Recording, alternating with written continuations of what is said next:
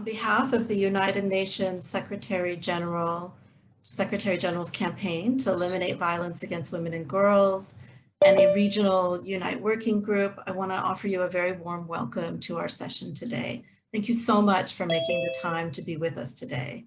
My name is Melissa Alvarado.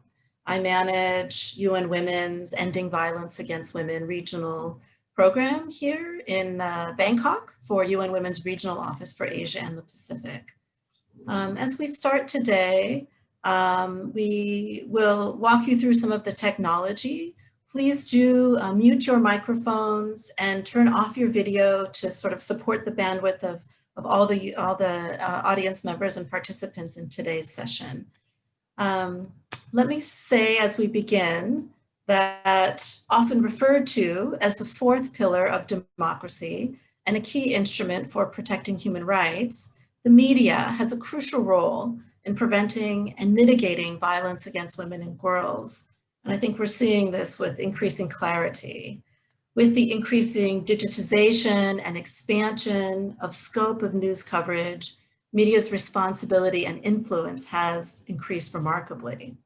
We see that journalists and media professionals play a critical role in not only building awareness of violence against women and children, but also in counteracting myths and outdated attitudes that persist about these types of violence. Drawing attention to positive stories of empowerment and resilience can assist in illustrating how survivors often act as advocates and agents of change in their communities and in their societies. I want to acknowledge for today's session that we will be speaking about violence against women and children today, and some of the material may be upsetting. Knowing how prevalent violence is and that there are many survivors among us, I want to say that we respect your experience. Also, I want to say, please practice self-care and reach out for support if you need it. We will share a link in the chat box of helplines across Asia and the Pacific. And I just want to acknowledge that even for those of us who, work on violence against women and children every day, there are those among us who are also survivors and who need to get support. All of us who are professionals and who are on the helping side of things, we all have our own stories, and sometimes we need to seek support ourselves. And so if that is your story, please do seek support if you feel like you could benefit from it. I want to acknowledge that today's session emerged from months of discussions about communication challenges that 3 UN agencies, UNICEF, UNFPA, and UN Women, were experiencing and witnessing during the COVID-19 pandemic this year. And we spent a lot of time talking about how we respectfully message regarding violence against women and children in our own communications, and as we engage with media professionals and journalists like many of you with us today. Violence, sadly, has devastating consequences for the women who experience it, the children who experience it, and a traumatic effect on those who witness it as well, including children. At times, media portrayals to sensationalize news reports includes dramatic descriptions of violent attacks. This can have a long-lasting adverse impact on individuals and families. And can jeopardize their safety as well. Sometimes we don't acknowledge or understand fully how something that we put out into the world can actually be a risk and create more harm for those that are the subject of these terrible stories. So as we begin today's session, we invite you to watch a short video which illustrates some of the issues that have informed today's discussion and really highlights and spotlights survivors who've experienced violence and how those stories have been represented in media. So over to the video, please. Thank you.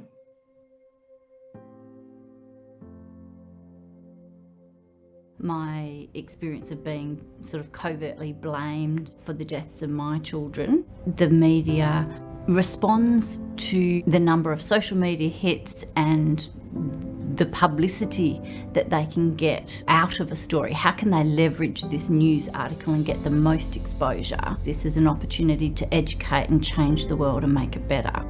Cause and effect notion. I think we need to step away from that and say somebody chose to use violence and that wasn't okay, and these are the impacts and the consequences. My mum's murder was described in a few different ways. A headline described it as Murder on the Dance Floor, which is the name of a song. I don't really think that they think about who get caught in the middle of it all. Where are the perpetrators? The invisible perpetrator seems to be just not there in the stories. We need to have more accountability, more responsibility. They need to be in the story. We could talk about the stats around women. Where's the stats around the male perpetrators? The victim blaming has become more sophisticated and more subtle in media now. We will still say things like, she caused the broken heart, so that's why he attacked her. The language used, which is so important to victims reading that. Was she respected? You know, was she looked after? She was. Okay, I'll come forward with my story. We know that gender inequality is one of the key drivers of violence against women. In my family's example, when my sister Nikki was murdered, so much of the media reporting was about the colour of her skin, our cultural background, or in some way excusing the perpetrator's responsibility for criminal actions because of culture or because of honour killings. All it was one man making a decision to take the life of a woman. Thank you for this video and for watching this video along with us.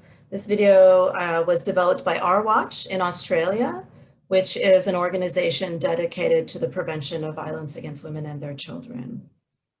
So, you know, acknowledging what we've just seen in that video, I wanted to share that, you know, amongst us agencies and those of us experts and specialists who are really spending all of our time trying to understand what we can do better to end violence against women and girls and children, we acknowledge a shared sense of urgency triggered by the remarkable and in some cases dramatic increases in reports on violence cases, violence against women and children and families since the outbreak of the COVID-19 pandemic.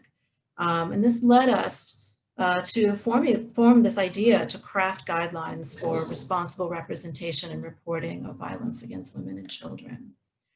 So the guidelines that we're speaking to today and we're sharing with you today were developed together by UNFPA, UNICEF, and UN Women. So as I think you have seen, as you entered the room, this session is being recorded today, including in the breakout sessions. If you have any questions or concerns or you do not want to be identified in today's session, please send the hosts a message and we will take that into account as we prepare the final video. So it is now my great pleasure to introduce the co-facilitators for today's event. First, I want to introduce Ms. Mahtab Rashdi, former parliamentarian of Sindh province, a bureaucrat with the government of Sindh, Pakistan, television host and anchor. She's also a professor of international relations at Sindh University. Welcome, Ms. Rashdi. Thank you for being with us. I'm also honored to be able to welcome Ms. Babita Basnet, who is the executive director at the Media Advocacy Group and editor of Gatana Rabishar weekly newspaper from Nepal. So now I'm pleased to, thank you for being with us. So now I'm pleased to turn it over to Ms. Basnet, who will walk us through the next steps. Thank you. Okay. Thank you very much, Melisha. Thank you, UN Women, UNFPA, and UNICEF for timely organizing this conversation on ethical and responsible reporting. Even in this difficult time, I wish we could meet in person. While analyzing gender-based violence in media, there are two important aspects. First, violence against women in media house, and second, coverage on gender-based violence in the media. As for violence against women in media house, still there is discrimination between male and female journalists, issues of unequal payment, work division of beat reporting. There are some cases of sexual violence harassment by seniors and male colleagues. And when we talk about media coverage on gender-based violence, includes analysis of issues of domestic violence, rape, sexual violence, child marriage, polygamy, dowry, cyber violence, violence against women in politics, etc. are raised and portrayed in the media. We can see the violence against women are increasing day by day. So role of media is important to raise these issues and is a national agenda. And as we know that media can set the agenda and support the agenda. During the COVID lockdown in Nepal, the report of Nepal police shows that criminal activities such as theft, violence, murder, accident, trafficking were decreased. But the incidence of domestic violence, sexual violence, rape, suicide was increased. Nepali media cover issues of domestic violence, violence against women, particularly sexual violence and rape. That time, as a result, President has recently brought in ordinance on sexual violence. Will help to create a deeper understanding of issues, developing news perspective on issue-based, gender-responsive, child-responsive, and more focused and sensitive reporting that will support providing justice to victim and punishment to culprits. So as a media person, I'm sure I'm going to use it, and it will be very helpful for us, and will encourage my media colleague and media house to use of this guideline as a checklist while reporting and writing. It is unfortunate that not only in Nepal but around the world we observe, discriminatory beliefs and perception against women. So media can facilitate to not only to change mindset and perception to people. Also, the pressure the pressure can make the laws and implement the policies. So far, the media person should be well informed, and also they need orientation. We really need orientation and training, and also to keep them updated. But I feel that development agencies have not paid much attention on these concerns. So therefore, I would like to request UN agencies to support media campaign and program to build and strengthen the capacity of journalists. You usually think that journalists should know everything, and they know everything. They know everything, but it is not the reality. So to address violence against women, positive images of women need to be promoted. For this, huge investment of concept and understanding, time and budget will require. And to my knowledge, development partners, government and private sector are not much paying attention for this. So I see the gap here. In today's program, we will review our work, how we have been reporting, and see if our media contents are useful for positive transformation. And after COVID-19, we have seen different forms of violence against women, and recent data on violence against women, rape and suicide shows that the home, which is considered as a safe place, no safer place at all for women and girls.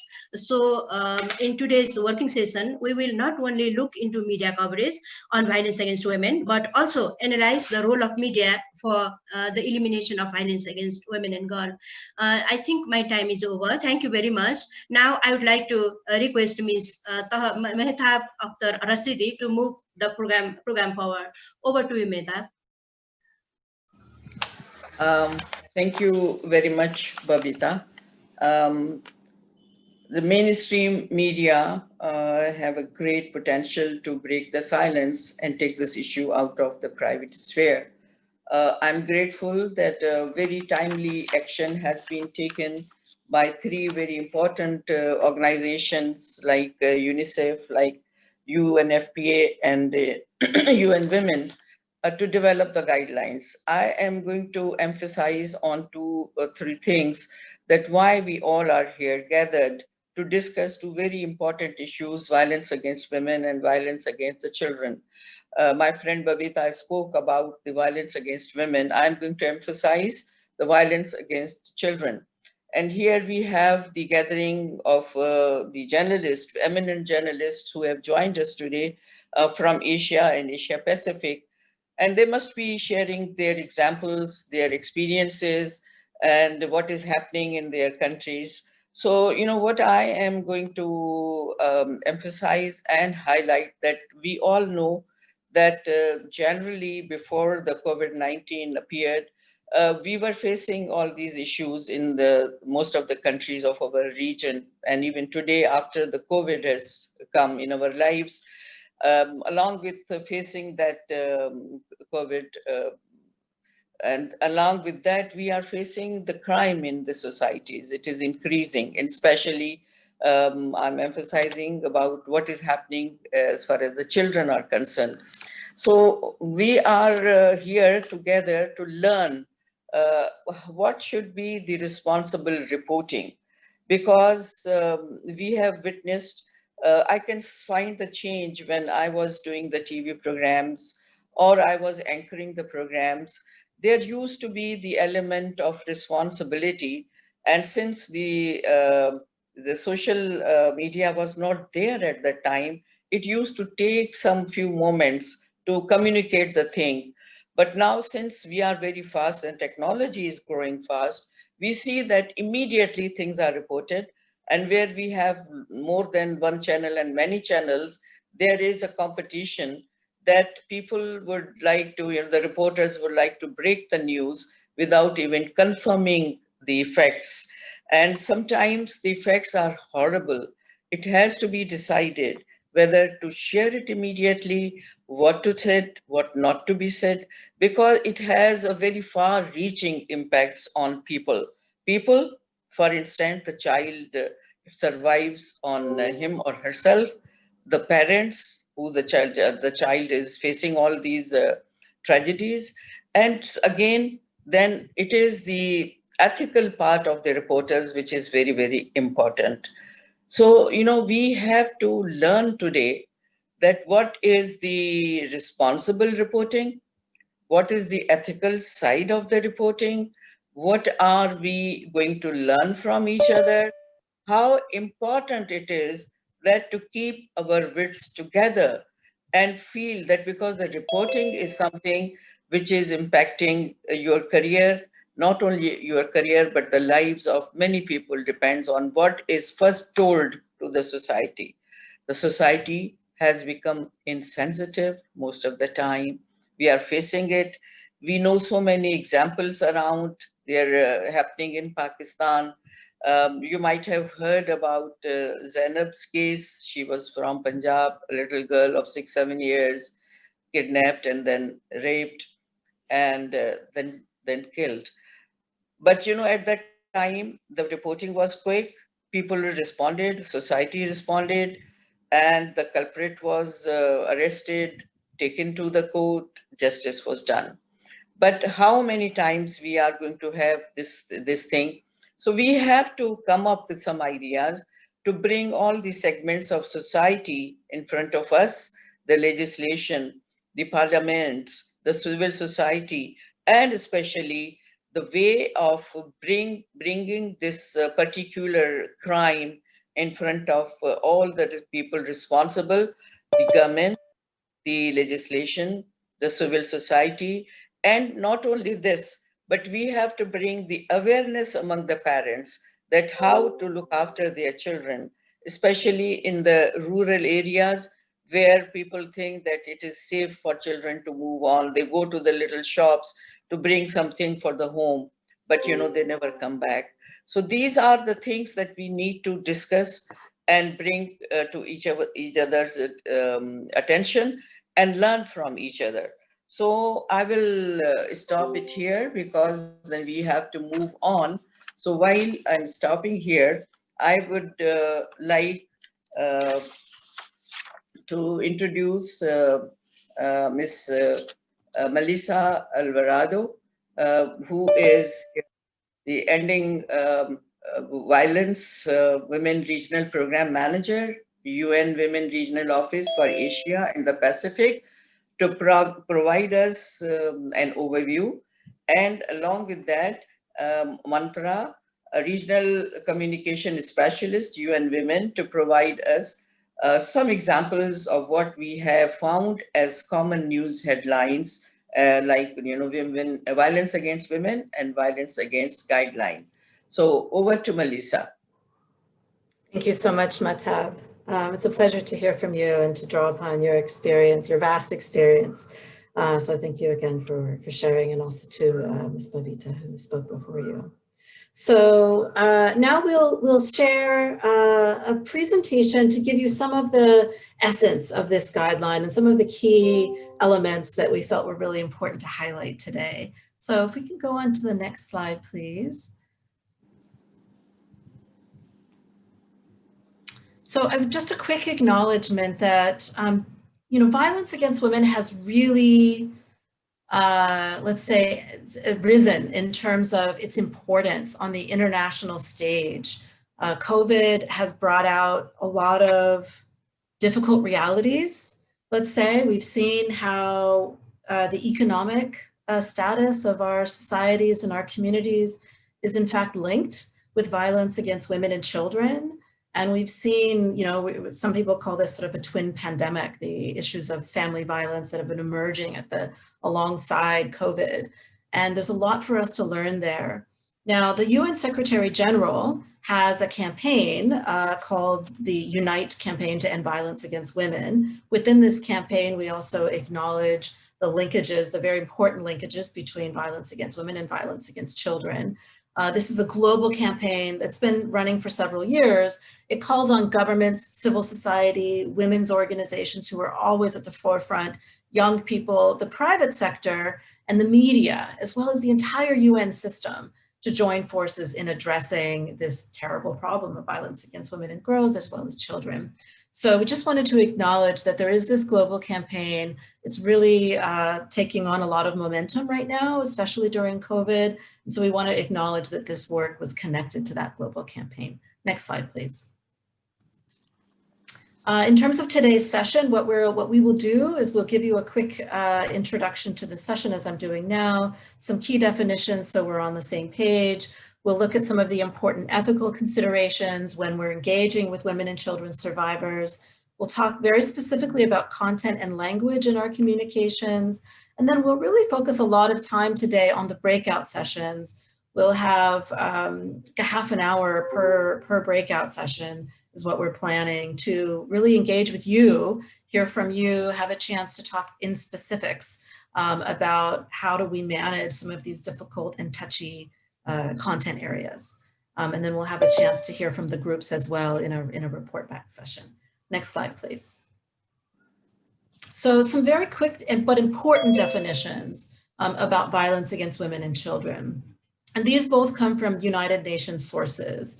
And so the first on violence against women defines it as follows. So we're looking at any act of gender-based violence that results in or is likely to result in physical, sexual, or mental harm or suffering to women, including threats of such acts, coercion, or arbitrary deprivation of liberty, whether occurring in public or in private life. And I always like to emphasize the last piece of that, whether occurring in public or in private life.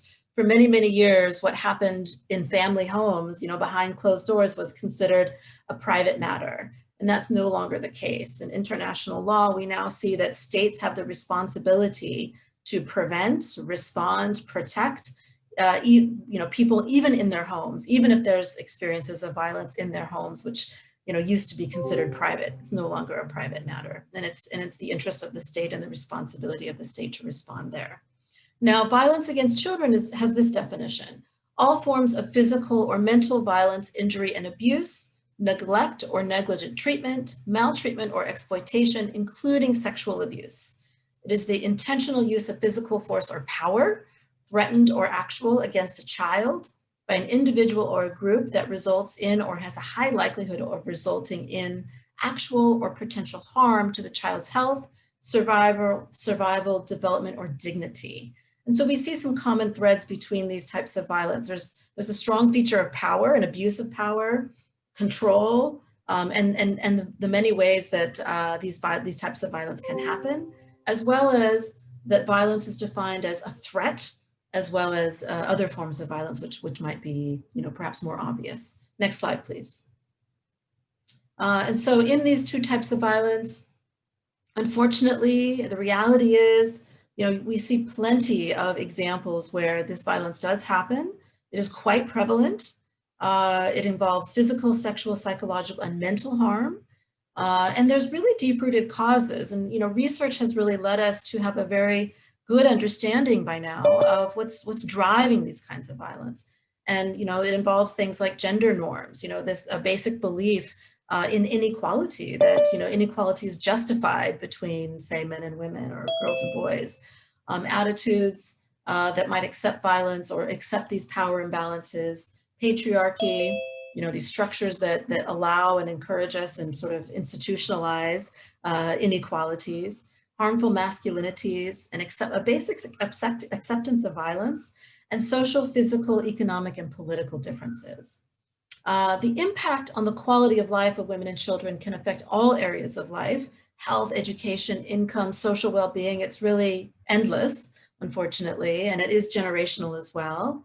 And these transcend urban or rural settings. They can be experienced throughout the life cycle and across all social groups. So this is not something that happens only to people that have, low levels of education or who are in poverty, no, or certain, religious or cultural groups. This type of violence really affects everyone. None of us are really safe from it. It happens in workplaces, it happens in people's own beds, in the safety of their homes, it happens in schools.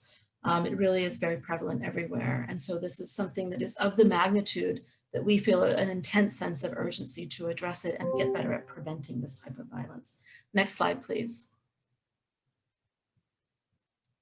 And so the media coverage about these kinds of violence has, really gotten more and more attention, and we're really looking at it very closely. How can we engage through the media to help build better understanding of this violence, and as well as what we can be doing about it, what we currently are doing about it, and to really frame the experience of survivors in a dignified and respectful way. And so we see that accurate and sensitive media coverage can actually support survivors of these types of violence, at-risk individuals and their communities to seek support, to find that support, and to find the ability to recover and support others to recover as well. As I mentioned, we're also very interested in understanding how do we prevent violence and how do we get better and better at preventing violence so this stops happening to people. We can also, and we can do that by understanding, what are the drivers of violence? What are some of the social and gender norms that might allow violence to continue? Next slide, please. And so the purpose in the guidelines is to really promote best practices for responsible, ethical, and safe representation of violence against women and violence against children, acknowledging that this is really a common area of challenge. And so we're putting this out there to say, look, we recognize that this is something that's a bit tricky. Let's talk about how we can make it better and work together for that. One of the purposes for the guideline is to promote responsible, ethical, and safe representation and reporting of violence against women and children. We want to acknowledge the issue. We do want the public to see it and to be able to question it, but we want to be able to respect people's safety alongside that. We want to highlight basic common sense approaches that sometimes get ignored or sidelined. And then we want to help strengthen decision-making and the judgment about what kind of content gets included in our communications about these types of violence. Next slide, please. And so some of the key factors that have really come forward as we've been looking at the ethical considerations for engaging with survivors are those that you see on the screen in front of you. So really being sure that consent is very clear, that it's not just, do you agree to this interview, but do you really understand the implications of, putting this information forward and what that might mean, maybe 2 steps down the line. And so before interviewing or before representing people's stories, we really want to make sure that there's a very strong informed consent that's given, and that children, that the consent for children to be interviewed or represented is given from designated guardians. It's really good practice to be able to provide information about services, about counseling and help available to those that are being interviewed at the time of the interview. That's very important, good practice. And that we avoid pressing survivors to provide information. We recognize that there's really good reasons why people sometimes don't tell us things. They may understand a risk that they have that we wouldn't understand. And we respect survivors as the experts in their own experience and in the risks that they might face, following an interview, following just telling anybody, frankly, about their story. We know that so many survivors tell no one, and it's because they've been threatened, it's because they feel fear for their safety, and those are often legitimate fears. And so we really want to be guided by survivors. We respect them as the experts in their own story, and we are led by the survivors. And the fourth point here in terms of ethical considerations is to make available referrals accessible to local support services for survivors and in our communications. So as we've done today, as we started this session, we mentioned that violence can be upsetting. We provided phone numbers to you, and that's a really good practice that we would like to see in all sort of stories that go online or that are communicated in various media sources, that we're including maybe a hotline at the very end to say, if you think that you might need to ask questions about this or you might need support, here's how you can get that support. Unfortunately, these supports are available in most countries across the world, and we've mapped that and we've provided some links to you today for that. Now, finally, we want to avoid portraying survivors of violence against women and violence against children as victims, recognizing that this experience is really just one part of their identity. It's something that's experienced to them, and we don't want to suggest that something that they've done could have led to the violence or contributed to the violence or been the cause of the violence. This happens far too often, and so this is why we're giving this a particular highlight. Next slide, please.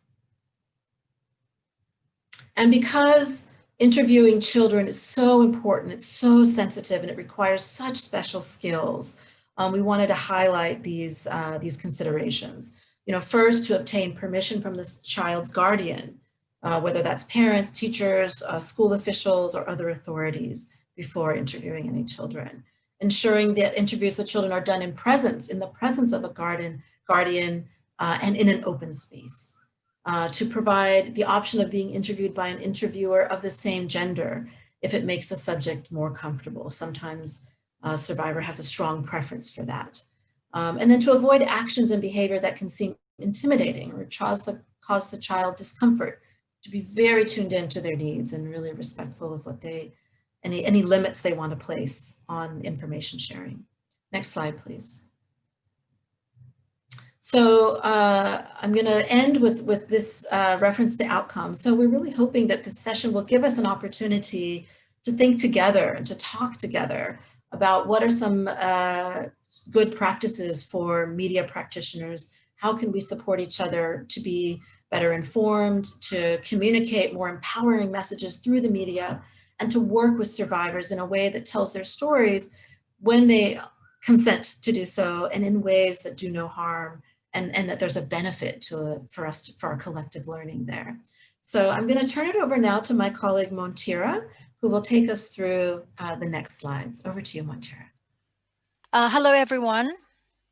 Hope that you can hear me all fine. I'm so happy to see some of our colleagues that we have worked with since 2012, the Beijing Plus 20, in 2014 and 2012, when we first rolled out the interagency gender responsive reporting training with journalists. And some of us still remained our adamant rights advocates in the field of journalism. So I'm happy to have you here with us, and we're so excited to hear your practical experiences from the field, what you have encountered, especially covering the issues of violence against women and children from your field of work and from your country settings during the COVID-19.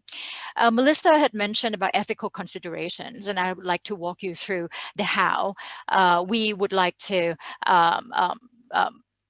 engage you with and how we could avoid making the perpetrator invisible. It's important for us to avoid making the perpetrator invisible in our news report, but instead we hold them accountable for their action. In this example, a man set his wife and children on fire in a car after years of domestic violence. Instead of focusing on this crime and his role in it, the headlines focus on his positive qualities, his role as a rugby player rather than a perpetrator of violence and murder. Depicting of violence that make perpetrator less visible reinforce problematic perceptions of women as victims of crimes that happen to them, and opposed holding perpetrators accountable for their acts. We would like you to abide by the do no harm principle. Avoid sharing or publishing specifics of an incident that could lead to easier identification of survivors and that violate their privacy. In this slide, you will hear the outcry. Please leave us alone, pleads the family. That's the end of a lot of interviews by the reporters with the survivors, with parents, with friends, with colleagues of those who had been done to. Are you looking for the girl who was raped? Over there at the right, says a local standing with a group of people.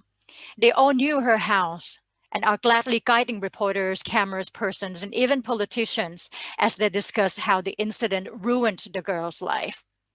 Even near the girl's house, there are hardly any space to stand. Everybody's in the colony wants to have a glimpse at the girls and the mother who were raped on July 29. What's happening here? Even when the name is not revealed, by identifying the parents or husband and children or the neighbor where she lives or the place where she works, the media is revealing identity of the woman. In an age of television, this problem has become even worse. In the rush to be the first to get breaking news, the TV channels are ready to interview anyone or everyone at all who can speak of a rape. We urge you to get consent, be transparent, rethink your definition of family. Be flexible, give the children agency, be precise and avoid cliches, and ask sensitive questions. And avoid sharing or publishing specifics of an incident that could lead to easier identification of the survivors and violate the privacy. What might identify a survivor? Name or photos of the abuser, stating relationship to the survivor's parents, spouse, etc. Name of the photo of non-offending family members of the survivor. Location of details showing the face clearly or obscuring the face by leaving identity details. Next slide, please.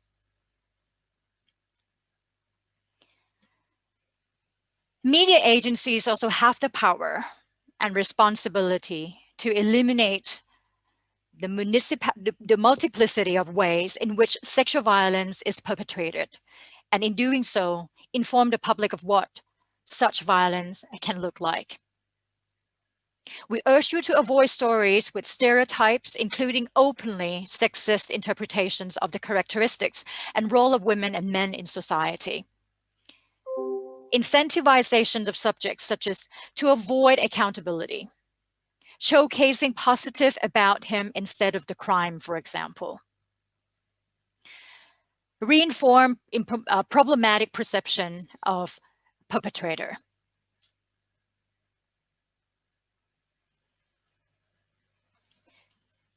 In the next slide, you can see how we would like to encourage the ethical conduct, which is an essential to shifting the narratives and creating change.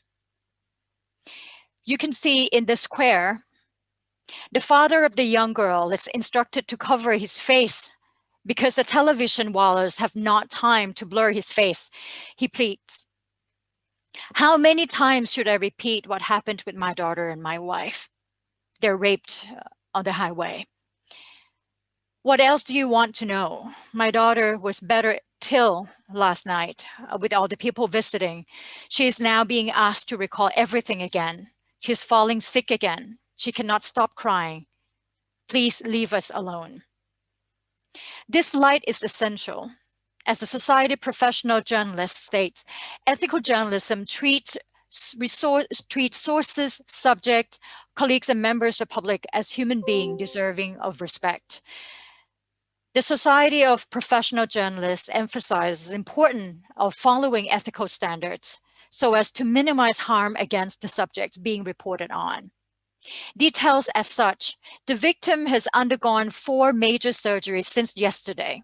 She has intestinal damage after being repeatedly hit with a blunt object on her abdomen. And doctor said the extent of genital damage indicates that the blunt object was also probably shoved up her private parts. Is it necessary? Details of such should be omitted. Always act with ethical consideration when engaging with survivors as outlined in our guidelines. Adopt an intersectional approach. All women are not discriminated against in the same way, while different groups of women, of course, with different economic, social, political, and cultural statuses, may face multiple forms of discrimination. This is an actual news article analysis that we would like you to go through. It's an actual news report by a Myanmar newspaper.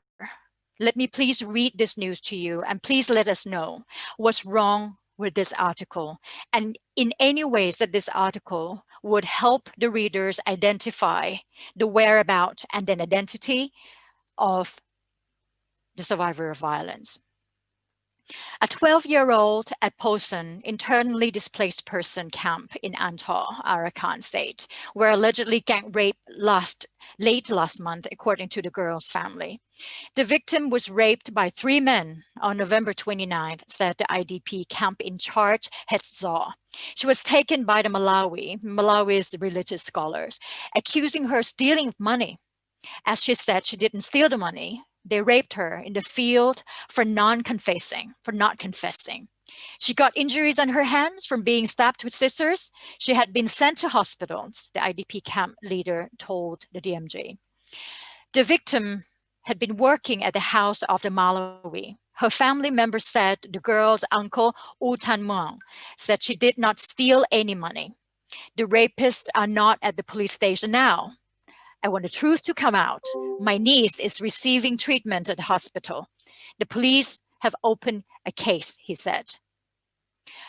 The case opened against the 3 accused has been filled. There's no names. And they are under investigation, Police Deputy Lieutenant Ong Gyo of the North Ansor Station told the DMG. From this, can you tell who she is? This kind of news would help the readers identify who the victims of violence are.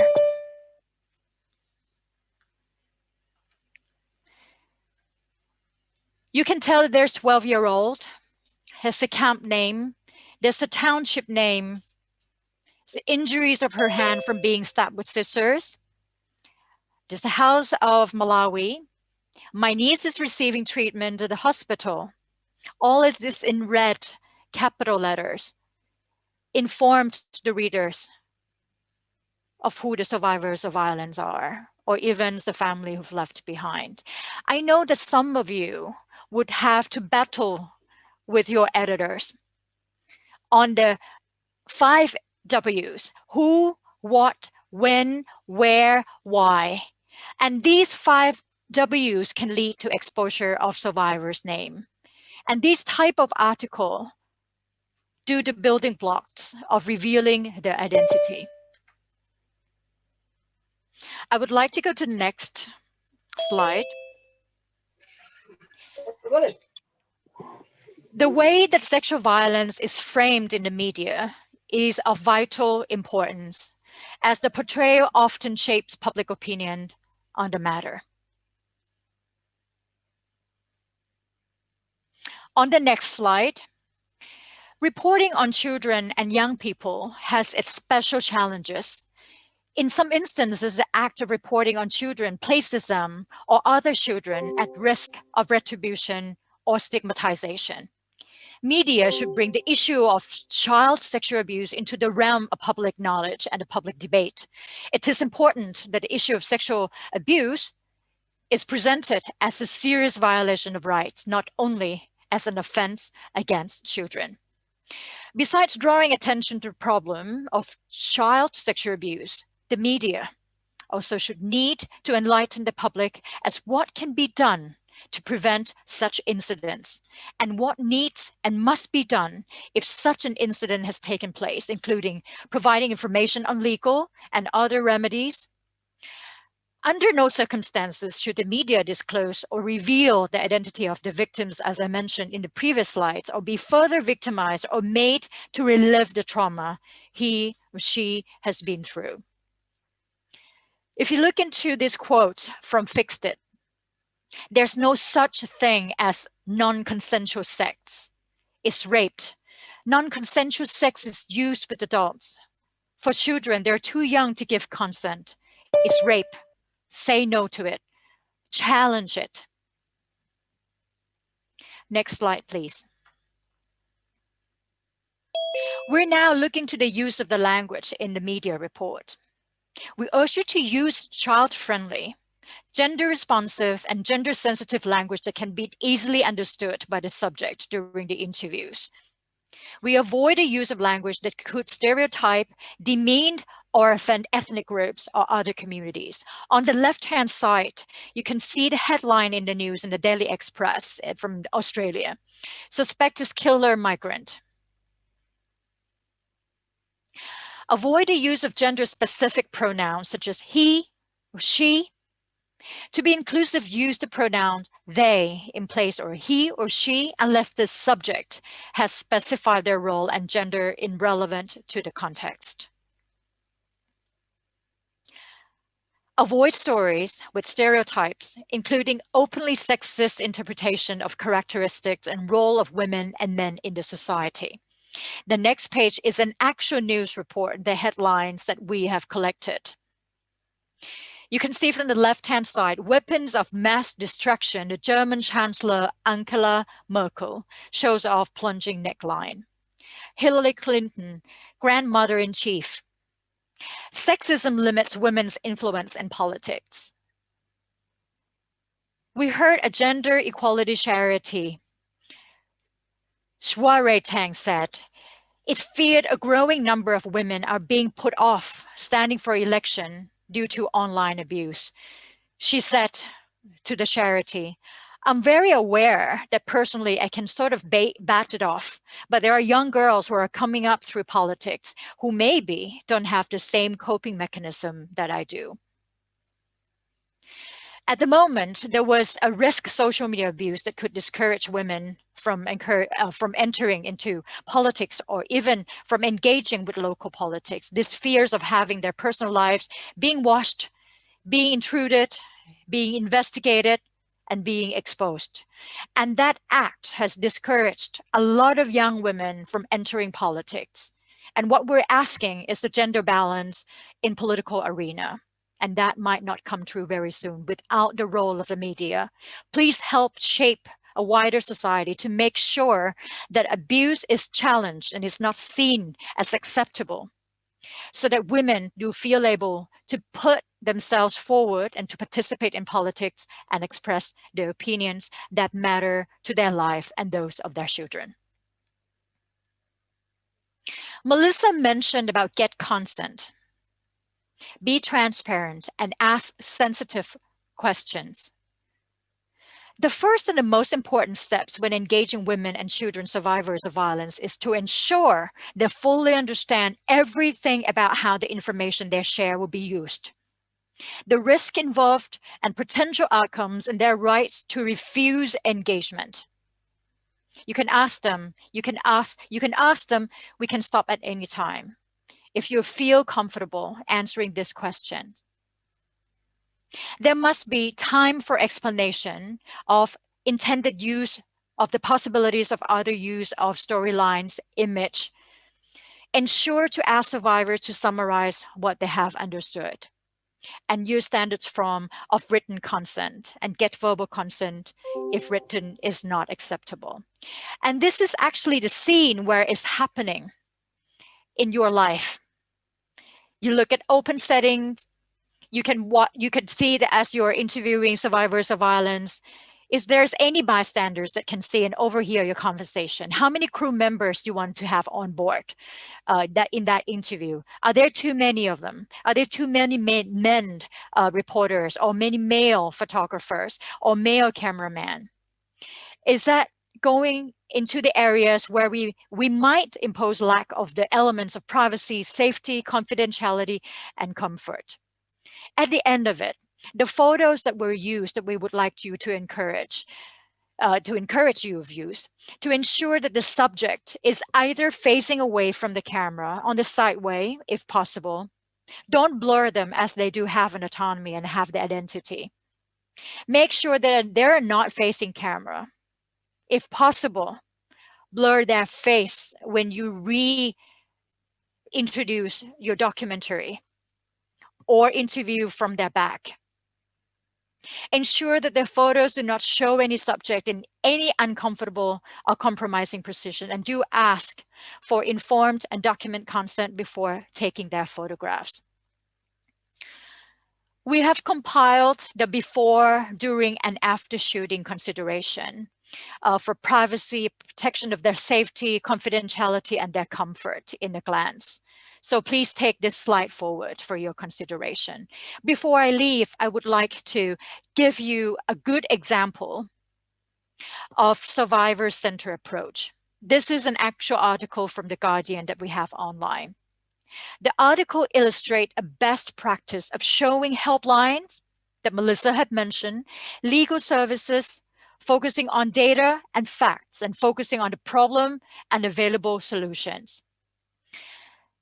It is essential that communications on violence against women and children help improve the situation rather than causing further harm, re-traumatizing survivors or family who urgently need help, or discouraging victims in reporting crimes.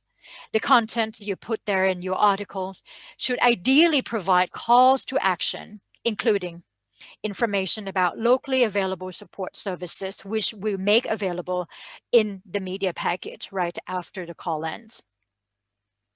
We would like you to look into the resources page, which is available in the PowerPoint presentation. I could see the request from journalists to have the resources. You would have that in your package.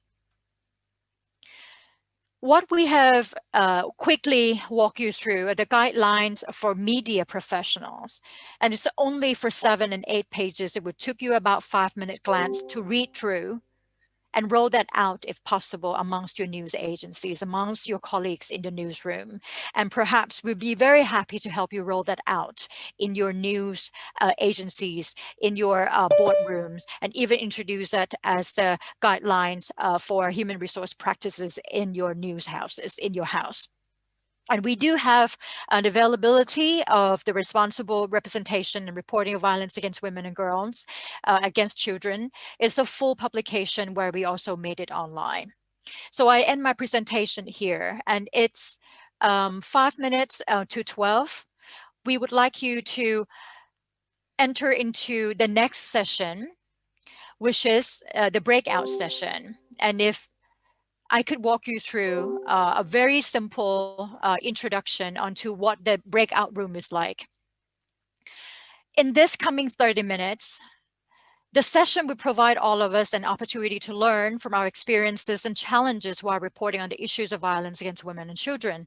We're honored to be joined by such an inspiring group of representatives from the media organizations, independent journalists, scholars, and I've seen from the list of journalists here, we have young students from journalism school who join us. So we're very happy to have you all here.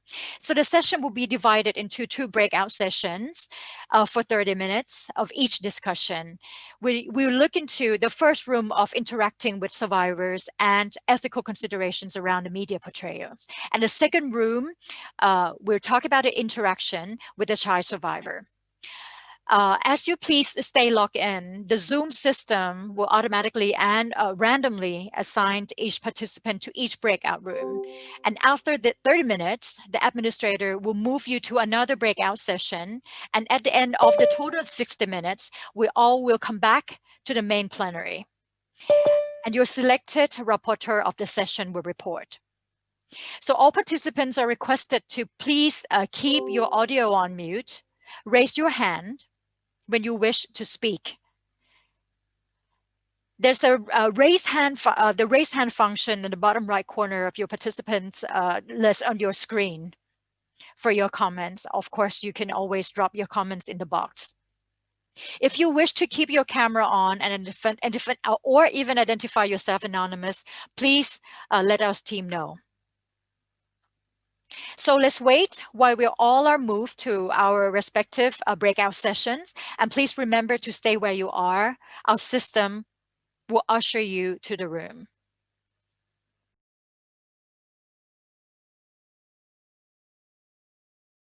huge part of the story.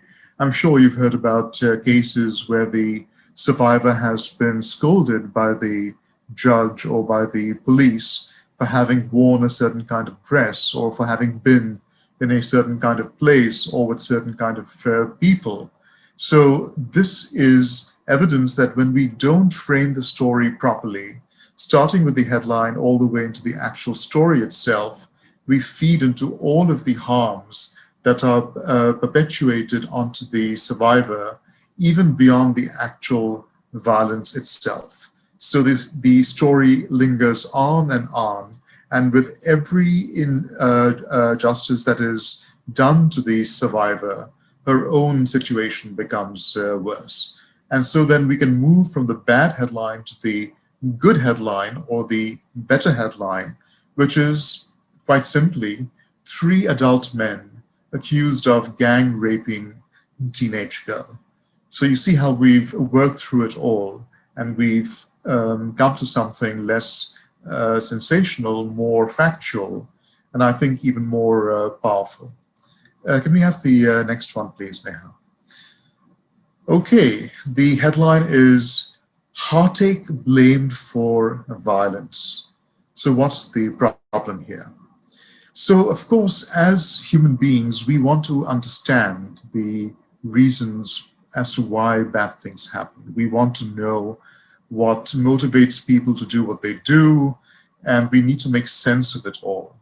And, especially when we have unspeakable violence, the human mind acts in certain ways where we have to rationalize, we have to try and find excuses. And it's much easier to blame and to do knee-jerk rationale rather than really educating ourselves onto what are the roots of violence. The roots, of course, are patriarchy, chauvinism, stereotypes. And so we have to really be very careful about that. And then to say that heartache or mental health is to blame for the way men act towards women is not really based on scientific evidence. It is based on stereotypical thinking, and this goes against all that psychiatrists and health professionals, researchers have actually found. So we have to really be very, very careful about this. So the better headline in this case would have been, and can we go to it? Perpetrators need to control led to violence. The impact of the violence and the abuse onto the survivors, who are children after all, can be somewhat diminished. It can be diluted, or it can even be ignored. And it does imply, even if the article might not say so, that the child has somehow contributed or has actually abetted, or could even be a consensual participant in this abuse. And so the headline could be quite simply, once again, man charged with raping child. It doesn't even matter that it was an elderly man. A man is a man. He is an adult, and he has raped a child. Full stop. And then let's move to the final set of headlines. Here, there is a suitcase murder. There was a sensational story, and the shocking twist is that the suspect's family wanted to find him an arranged marriage. So once again, trying to find an excuse for the behavior. So the problem here is that when we have sensationalized language that talks about how the murder was done, the grisly details, we start focusing on that.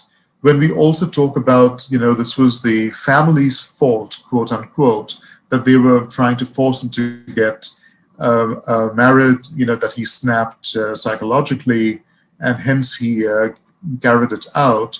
We are in a way, I think, trying to make excuses.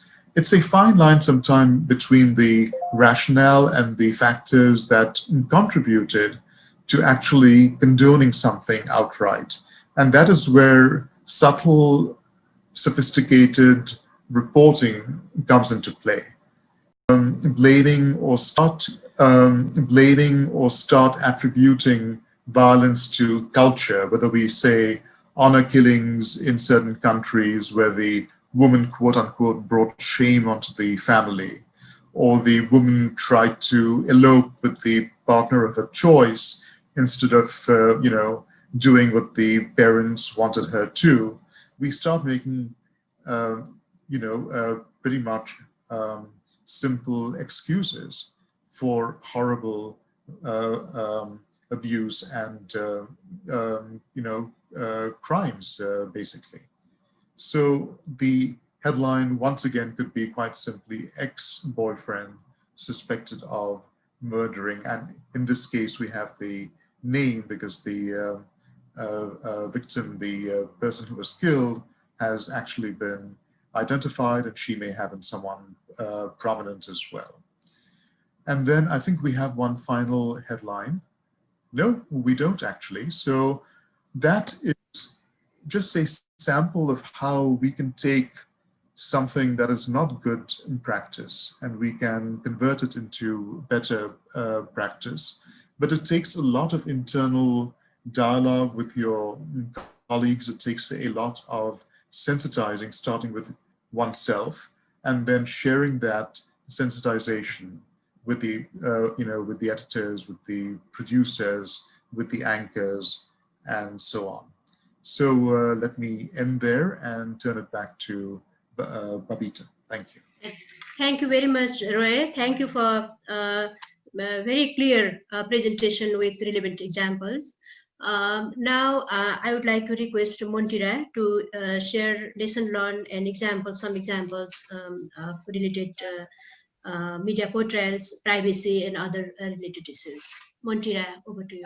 Thank you so much, Babita. Now we have Soprak Tong, who is and always will be the senior correspondent of the Phnom Penh Post. Sorry, I'll bring my picture up.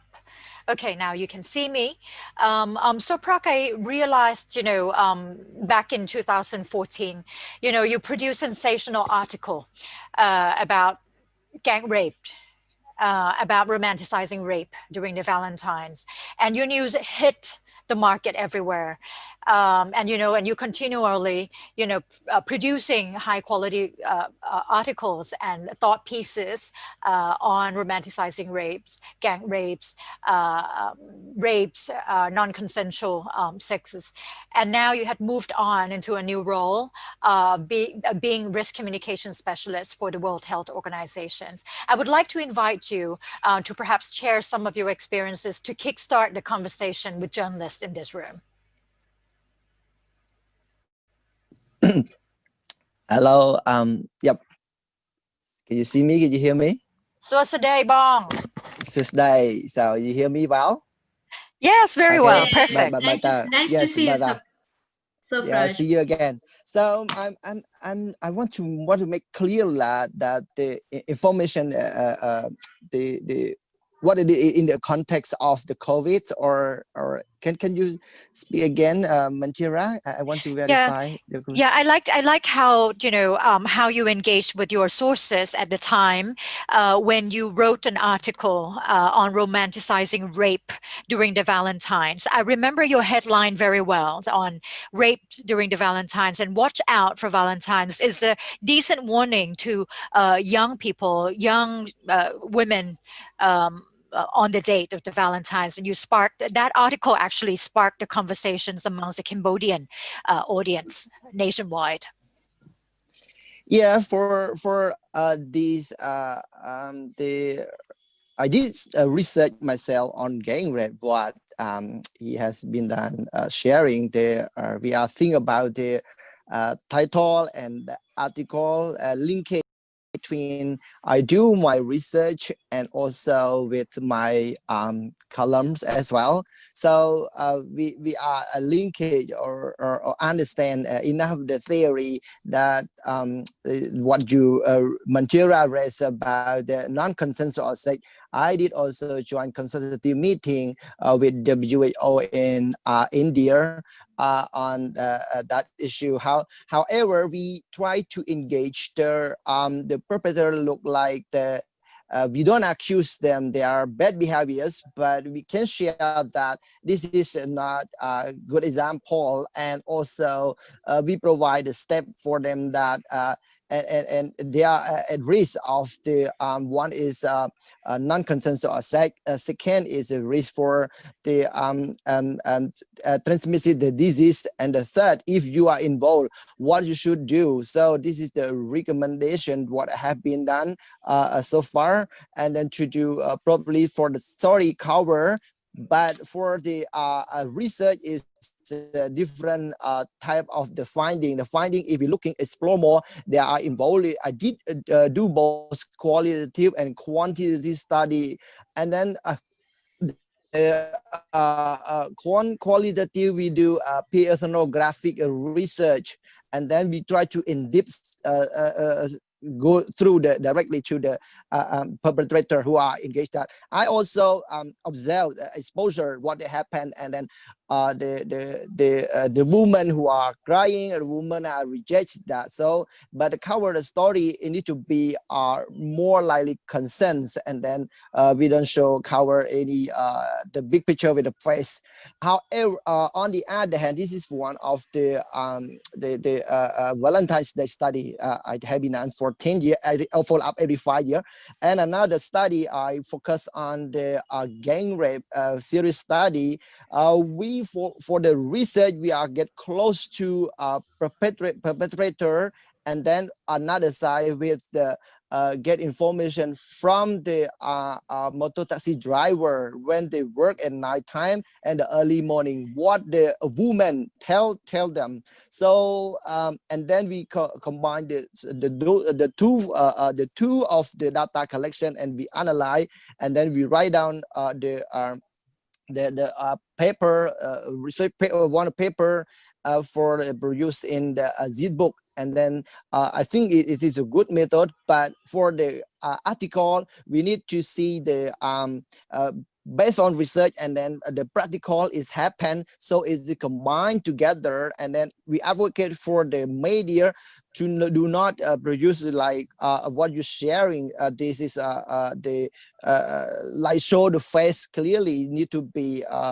put the black and eyes, or the this is you know, when the process of the act, what they have been perpetrated, and then in the their consent. So this is we all the writer who need to be professional with that. But for my journalists thank you, my sir. college, okay.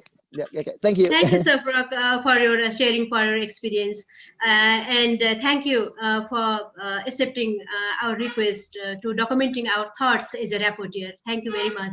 So I would like to request Montira to share some examples and. Yes, so we can actually let other journalists to discuss. Roy, could I please ask you to kindly, I think you have something absolutely. in your mind that you are so keen to ask the journalist, so I give this floor to you. Okay, thank you so much, Montira. So colleagues, we have a few minutes left for contributions from the floor, and I would like some of you to volunteer to share your thoughts about what you've heard, and also from your own experiences on gender-based violence, violence against women and children, if you do have that, of course. And maybe some of you can also talk about COVID-19 and what you've seen in terms of how the reporting landscape has changed, perhaps, which may also contribute to how you will be taking this work forward. So who would like to share with us some of these thoughts? Anyone, please.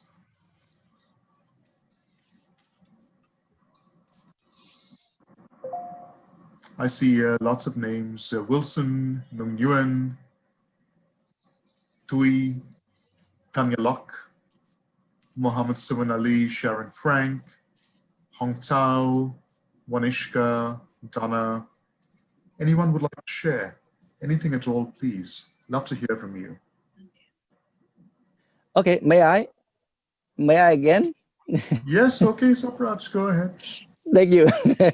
Sorry, I have a lot of story to share you.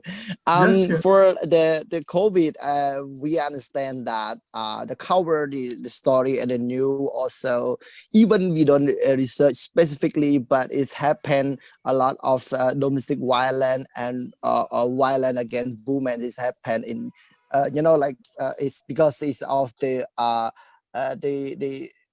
some they work online, and especially it's the kid working at home. So everyone at home, and a man is take advantage from that to more depressed from their hard work, or they lost their job, the impact from the COVID. So, and this is a really happened for Cambodia.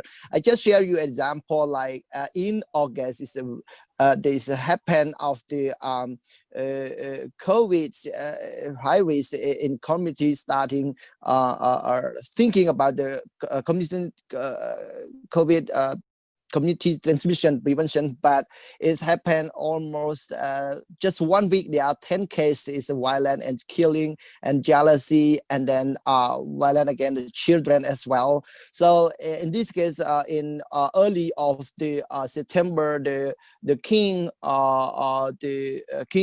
of Cambodia who give a message that it is concerning or the high risk of the Cambodian morality, and then for the it's happened activity. So the reporting is should be simplified and softly, and then follow the government implementation. This is go through their scheme to support to the poor as well.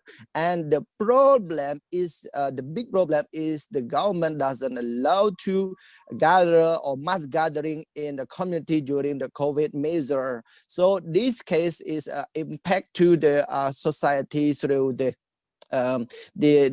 even NGO or the local government doesn't have a chance to raise awareness in the community during the COVID. So this is a challenge. And then the reporter more show their face or their activity, and then the perpetrator or the victim on the Facebook social media, because Cambodia now TV is not effective to the people, but Facebook is very effective and share from one to another in the group as well. So this is a very big impact.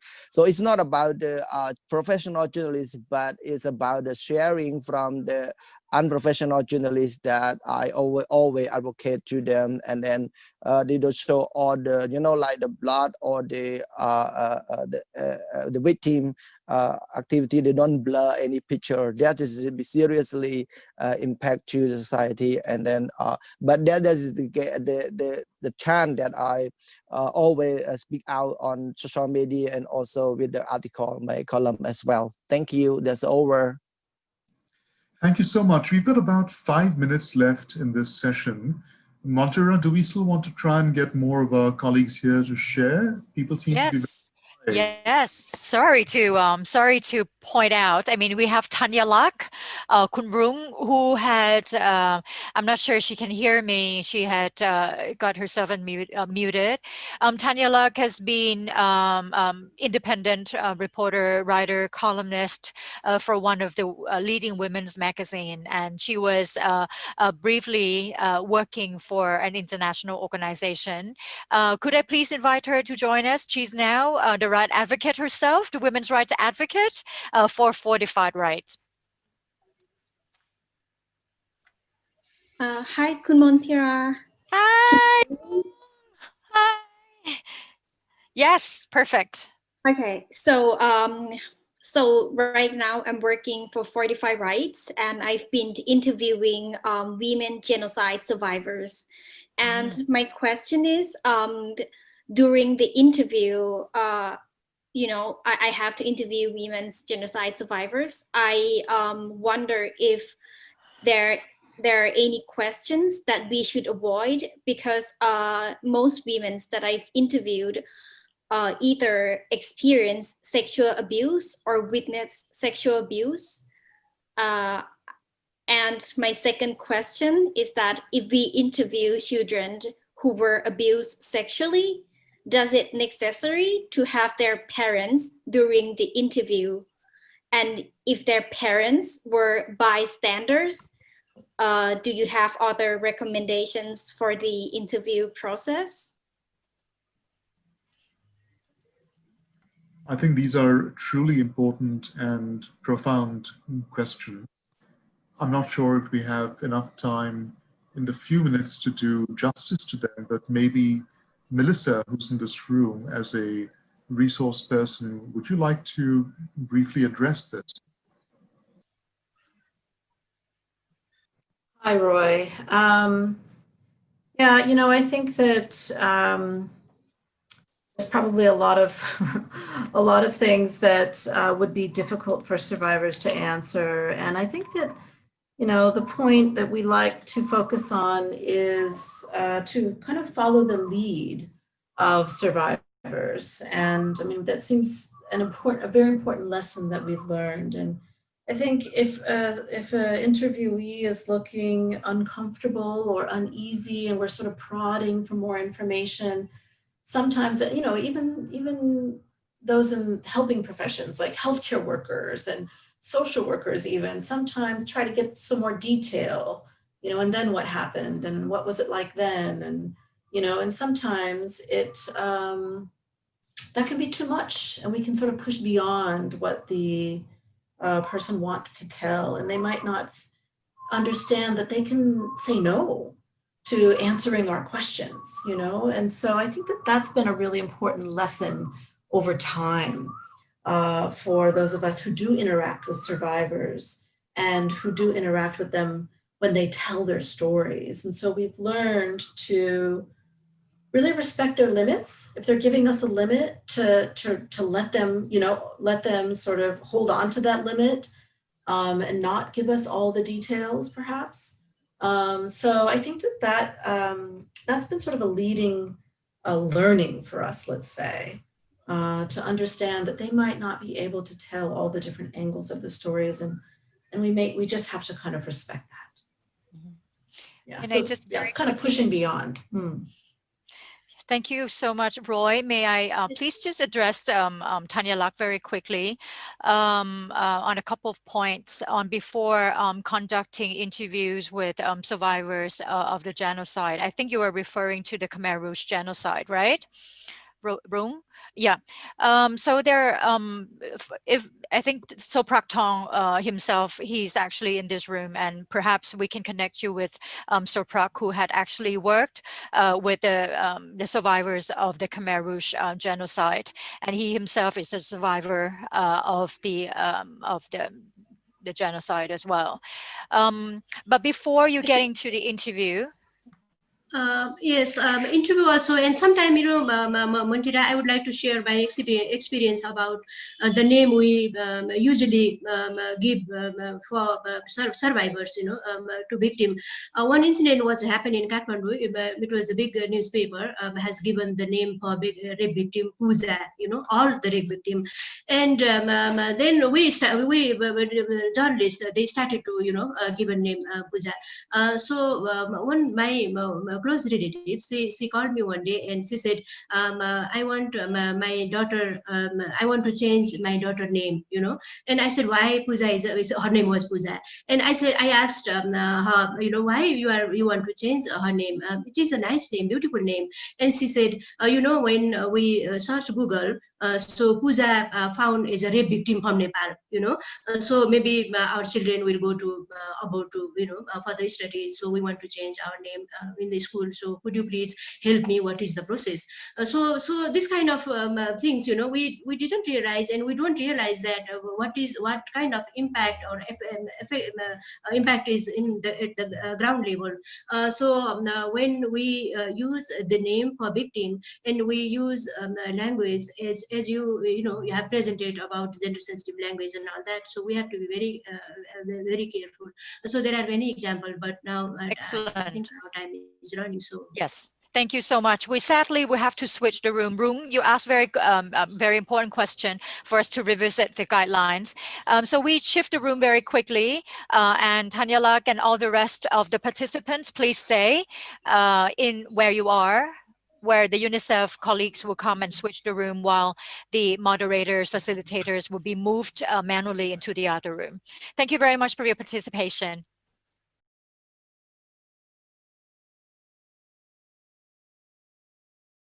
Good morning, everyone. My name is Prabharan Mahat, and I am with UNICEF South Asia. And we're glad to have you here for this very important and timely webinar.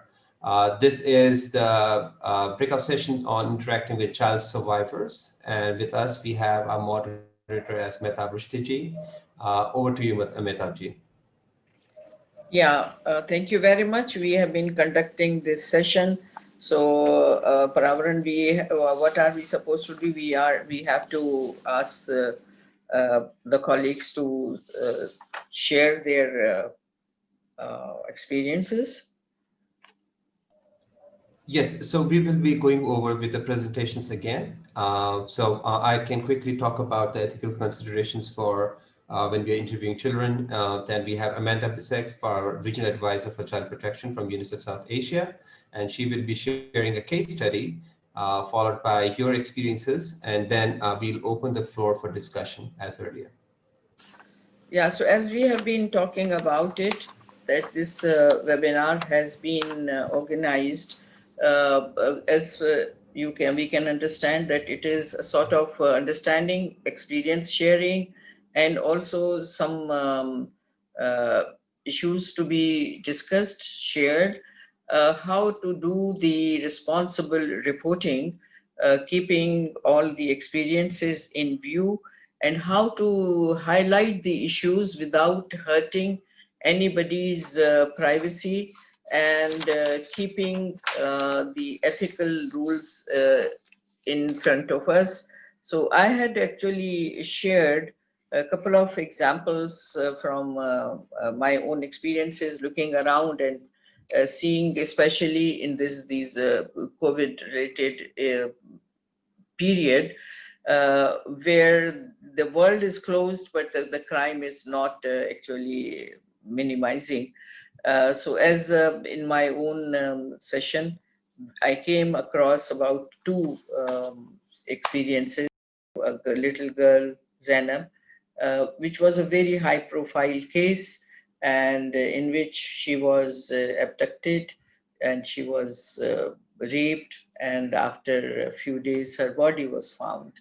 So in that case, the civil society was very vocal, active, and had a lot of pressure, not only on the government, but also on the people around. And there were so many things which came across during this. So we have to actually see the sensitivities which are involved in such cases. We don't forget that there are mafias.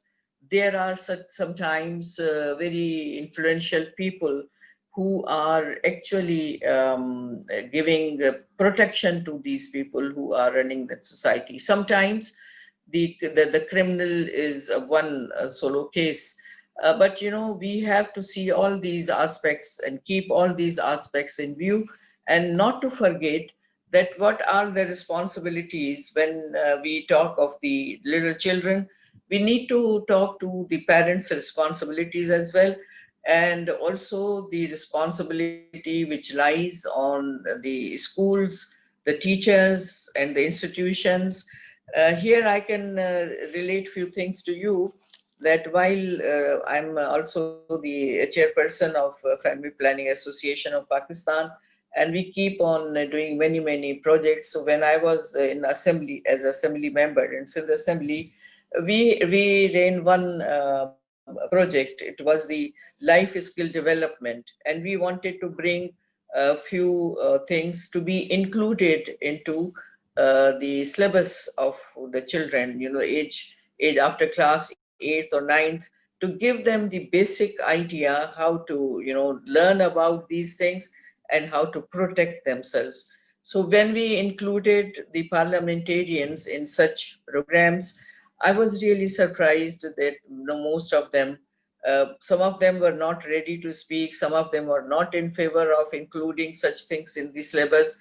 But to my pleasant surprise, most of them who came from very traditional families and from the rural areas, who were very discreetly talk about the sexual education, they were very keen and they requested me to bring your team to my village, and I will gather all the people and you please tell them how they should teach their children how to go about it, how to know about the sensitivities, and also to pressurize the government to start in the syllabus the life skill development things in this.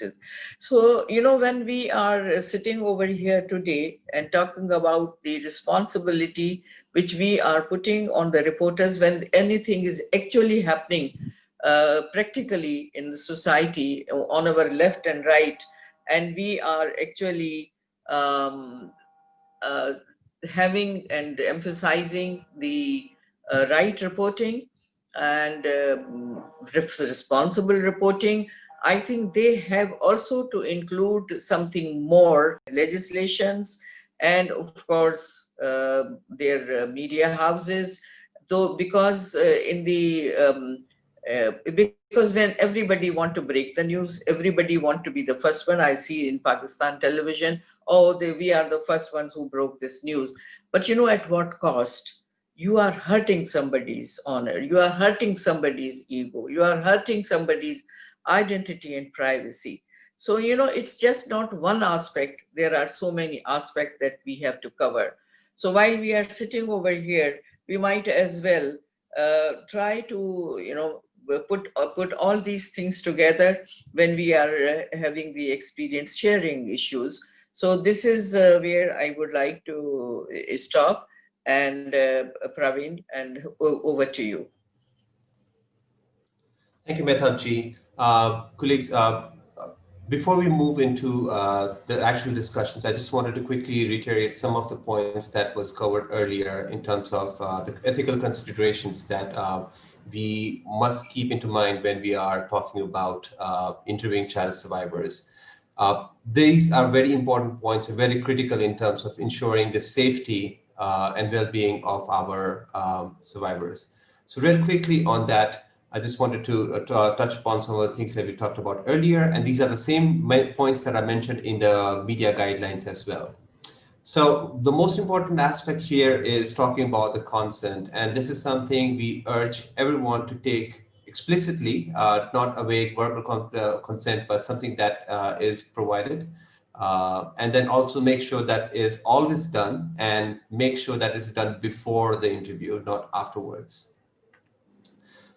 During the interview process, we request you to make sure that the interviews are conducted in an open, comfortable spaces, so that it just makes the survivor or the interview more open and more involved in the questions and answers.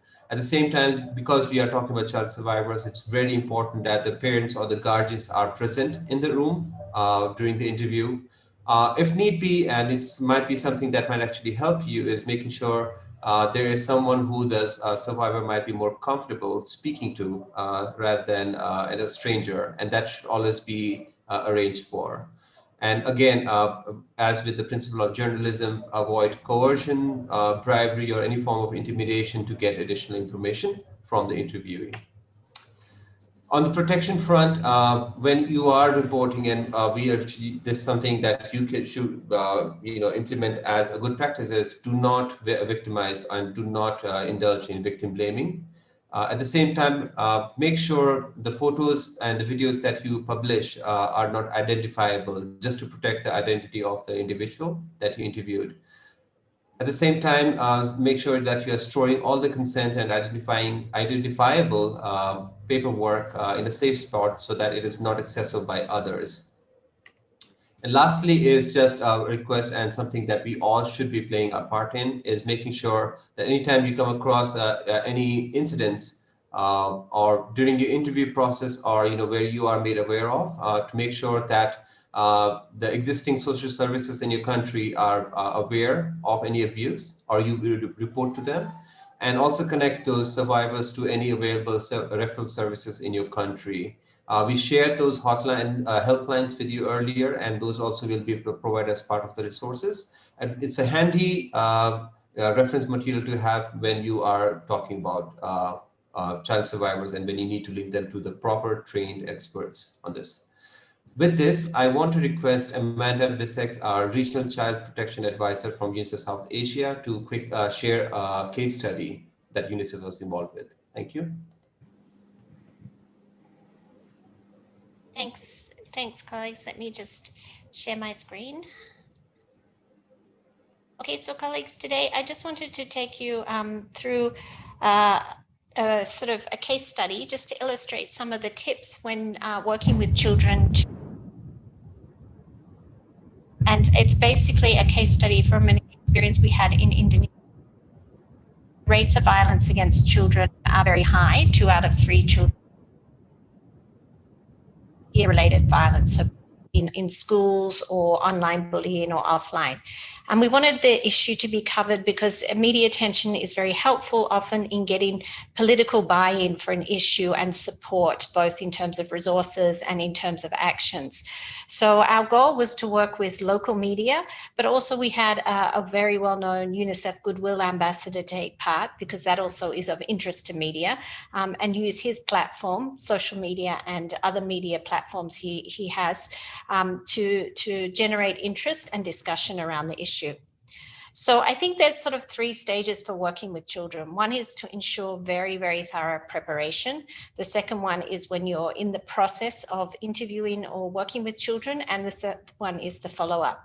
In terms of the preparation, it's very critical, if you want to talk to children about violence, to identify carefully children who would be willing and able to talk, and to make sure that they understand ahead of time the type of questions you'll be asking, the type of topics you'll be talking about, and check in with them what they are and are not comfortable talking about. In this case, we identified 3 children, 2 girls and a boy, all aged around 15, because that's a sort of age where children are able to maybe be more vocal and have a better understanding of the consequences of talking to media. And ask them to talk about their stories to David, but also to talk about their stories to the media. And also they were taking over social media platforms so they could spread messages about prevention of violence against children. So we spent a lot of time actually ahead of the interviews talking to the children, making sure they were comfortable with the topics and understanding the topics, and also understanding the consequences of talking to media. Children don't always understand what this means in terms of the attention they may receive after the interview, including both positive and negative feedback they may get. So it's very important you explain ahead of time what the implication is to them of talking to the media, and be sensitive to that and prepare them, and make sure you have permission from them for both the interview and any photos. During the interview, it was done with David Beckham. He spoke to the children and there were some journalists present, but it's really important to keep the number of people in the environment very small. Limit the number that you have there. If you need a cameraman and a sound man, or can you just do it with one person doing the camera and the sound, as well as the journalist, but try to keep as many people away from the interview site as possible, because it makes it more comfortable for the children. Make it more relaxed, have try to have a bit of fun with them, play some games, you know, take breaks when necessary throughout the process, and check in as you go through the interview with the children, as we did. Are you okay with these questions? Do you want to take a break? Do you mind if we ask you about this experience? And let them know it's okay to say, no, I don't want to talk about this, or no, I don't want to answer this question, so that they're comfortable and feel in control of the process, because it can be a very overwhelming and intimidating experience for children talking to essentially a stranger. You are a stranger, about these very personal and very, you know, traumatic experiences that they've had. In this case, because we'd done a lot of preparation with the students, they were happy to talk about their experiences. The girl in the photo Shripon, she had experienced quite severe bullying and violence, including having a bucket put on her head and people hitting the bucket. But she was comfortable to talk about those experiences because we'd already set the boundaries with her. And we let David know, and we let the interviewers know, these are the topics the children are willing to talk about, and these are the ones they don't want to talk about. So setting and respecting those boundaries throughout the process is important. If you take photos, make sure you have permission. Ask them beforehand. Even if you have permission before the interview, during the interview, make sure they're comfortable with the photos being taken. And I would suggest show them the photos. Make sure they see the images of themselves and how they're going to be portrayed, because that's really important for young people. Make sure there's a trusted adult, whether it's a caregiver or a social worker, or some other, trusted professional on hand to, help and guide the child, and deal with any sensitive situations that may arise. And we worked with a local NGO, which was really important for providing support during and after the interview process. And then finally, follow up. I know as media, often the story itself is the end product for you, but for the children, actually, there's more going on after the interview. In this case, due to extensive media attention, because they had been speaking to David Beckham, there was some negative feedback that they received in terms of social media posts and other media questions as to why these children were talking about this, why they were talking about the topic of bullying and violence. So we had to help them and guide them, and we did that through the local NGO that we were working with, help them to respond to queries. They had a lot of additional queries from media who wanted them to talk about their stories and their experiences, and that was overwhelming, and we had to help them and guide them in terms of their comfort levels of who they spoke to and what they spoke about. And I think making sure they have access to counselling afterwards is an important follow-up for you as media personnel, because they are reliving traumatic experiences, and that can have a negative consequence for them when they talk about it and relive it. So making sure if they would like counselling that you have that on hand and provide it to them. And one thing I would also suggest is really important is you share the stories with them. You share the work that you've done so that they can see how the story was covered in the media and how they were portrayed. And it's a really respectful thing if they get that from you as the journalist. They can search it up online, or friends and family are going to show it to them. But I think taking that step to share the stories with them so they can see the impact of their participation is really important to them, and a really nice and important gesture on your part. Just to say that often children will want to talk about their stories and share their experiences, but we have to be respectful of their boundaries and make sure that they have good follow-up and support for both the positive and often negative unintended consequences of the stories that are covered. So that's what I'd like to share in terms of a few tips. I hope that is a bit useful to you, and really want to hear your comments and any questions you have. So back to you, Prabharan.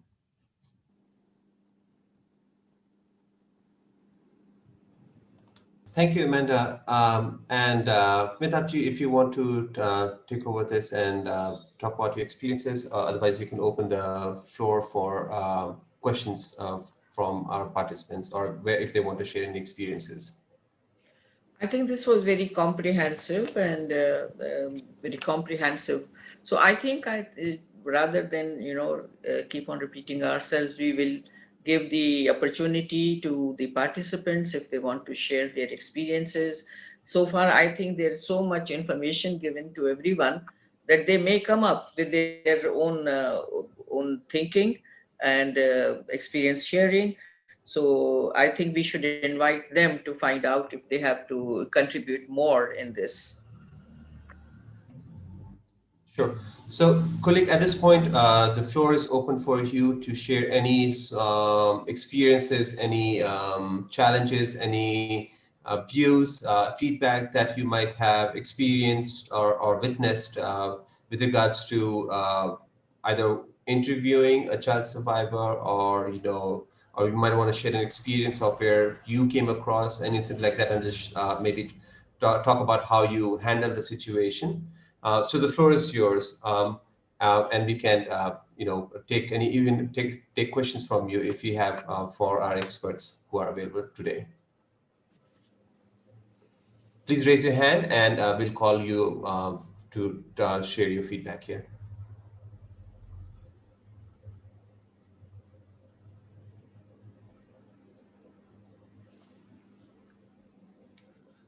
I think this is a very good opportunity, and I was actually looking forward because I think we have so many journalists who are joining us today. They must be having quite some experience. They must have reported something. If not reported, they must have come across, and maybe they wanted a few things to be brought to our notice or to the notice of the participants, that how they are experiencing these things in their own area, wherever they are living, so that we should also be able to understand and learn from them. Sure. And we have a comment from Hong Kao, and unfortunately, because he's in class, he was not able to. He's not able to speak about it.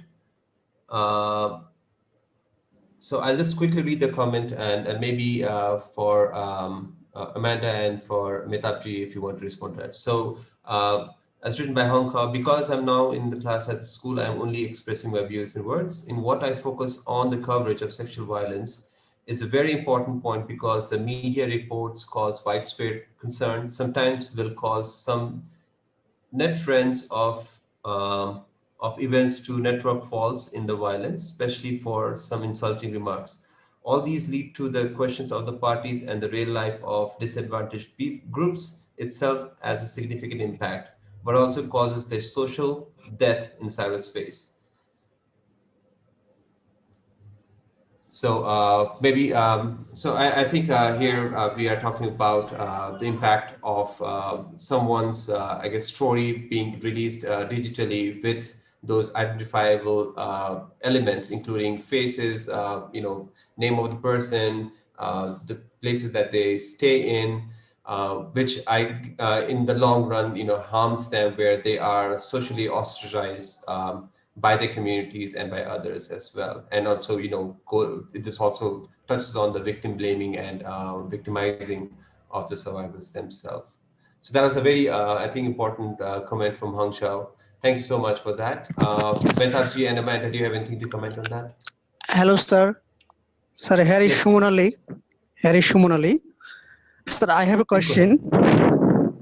Sir, what kind of measures should be taken by the family to stop violence against the children?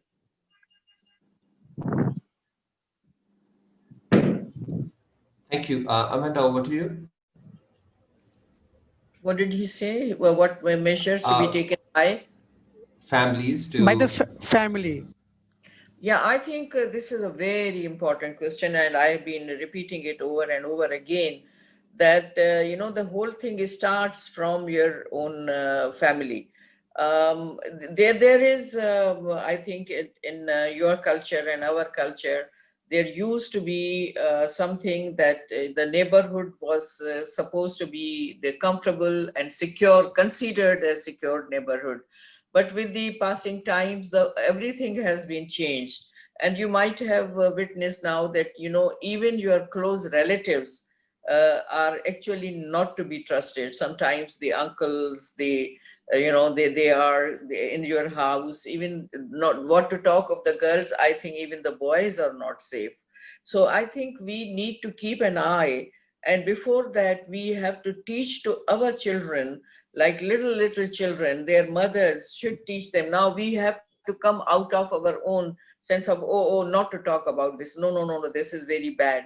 No, but with very light conversation, you can teach your children that, these are your private parts. If even uncle touches it, please, you must come and tell your mama. You must come and tell me, Baba. And if your uncle driver is taking you and talking something absurd, the children have to report to you. Even the little child, we have to look around in our own atmosphere where there are small villages. You must be aware of this. I'm talking of Pakistan, India, Bangladesh, Myanmar, where we have little villages where children are sent to bring this thing from the shop, and anybody can come across, and this is a very common thing to see, that they are offered some sweet. Come on with me, I will take you here and I'll show you this animal, and children follow them. You have to teach your children at home. This is the prime responsibility of the parents, mothers. And if the fathers don't have time, especially the mothers, to teach them, to be aware what they are coming across, and if anything different they feel, they should come and tell their parents. I think we have to start from there. And then finally, we have to approach the society. And then, of course, at the school level, the teachers, everyone. But, keeping all your culture and cultural backgrounds in mind, how to go about it. Because we are still not opening up. We are still thinking, it is not good to talk to the children. But no, you can talk to the children, keeping their age group and their mental level in mind, that what you can teach them. And you can teach them, definitely you can teach them. Thank you, Mehtabji. Amanda, over to you. Thanks. I just wanted to address the comment around the social media, because I think that's a really now for.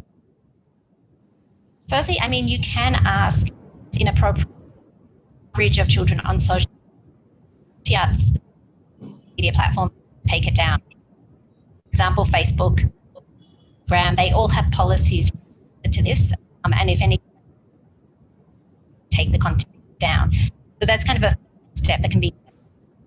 Families can request it, parents can request it on behalf of children, but also can ask teachers, social workers to remove the content and take it down. But also, I think when you work with children, it's very important that you discuss with them social media. Many of them, to be honest, have a much better understanding and interaction with social media than we do. So I think it's important we ask them about that and we listen to their concerns and their response in terms of how they would like to respond to the social media comments. The example I gave you, Shripon, the girl who's 15, received quite a lot of negative social media comments because people were saying, why were you talking to David Beckham? What's so special about you? And, that was really hurtful to her because she was sharing very personal experiences about violence. And instead, people were focusing on negative. So helping her, how does she respond to that? How does she address it? How can she cope with those comments? And understanding ahead of time, there may be those comments. And young people actually do understand this very well because they're engaged with social media much more than we are.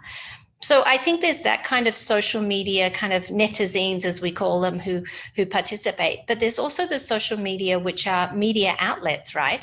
So we have the more traditional media, but then we have social media where we have news agencies who are only digital, for example. And these guidelines that we're presenting today apply equally to those media outlets that are purely on a digital platform as to those more traditional ones. I think we as agencies and and partners need to engage them more fully and recognize that they are taking up an increasing amount of space. A lot of people now get their news purely online and through social media content.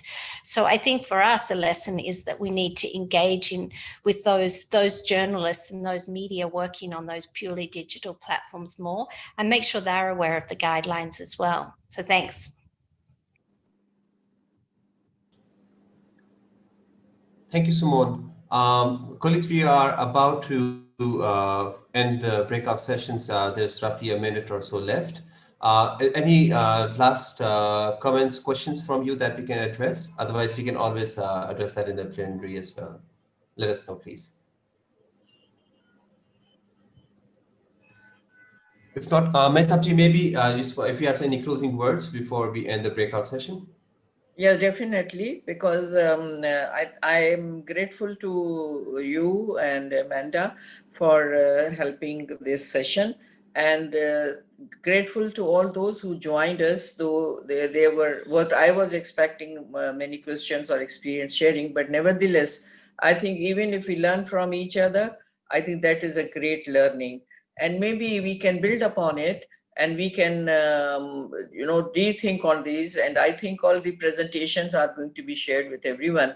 So that is going to be the guideline. So I'm grateful to all the friends, colleagues, and reporters from all over the Asia and South Asia, South Pacific Asia. So thank you very much for joining us.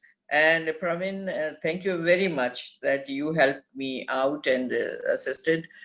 We assisted each other. So thank you very much, and we will be meeting in the plenary now. Thank you, Mehtabji. Closing session. Sure. So if colleagues want to, they can actually go back to the plenary. On your right-hand side, you'll see a button that says Leave Room in blue. Click on it, but make sure you're not leaving the meeting. You're just leaving the breakout room. Select that option, and it'll take you back to the plenary. Thank you so much. Pravin, I'm supposed to be sitting here. Okay, leave now. Welcome to the plenary session, and I offer the floor to Roy, please.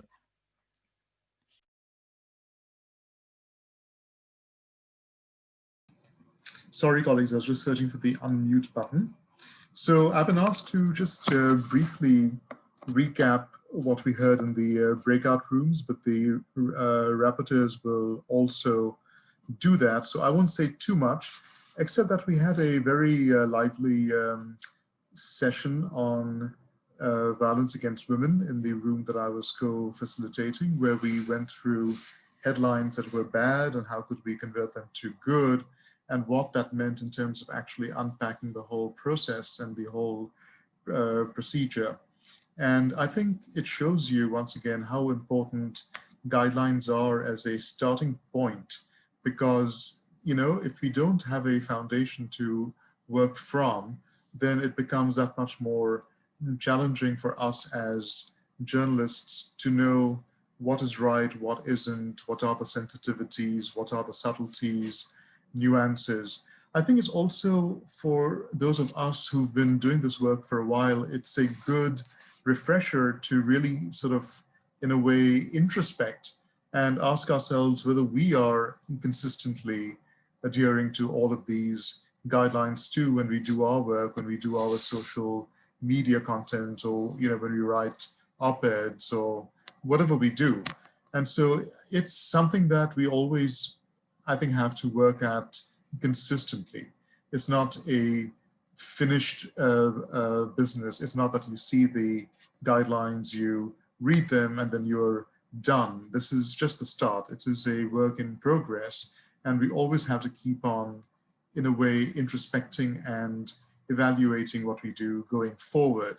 I think it also shows you that it's not enough just to keep these guidelines with yourself. They have to be shared, they have to be discussed, there have to be conversations and debate on these very important documents, because they're not just a piece of paper, they are about real people, real lives, and the impact that we as practitioners have on those people and their stories.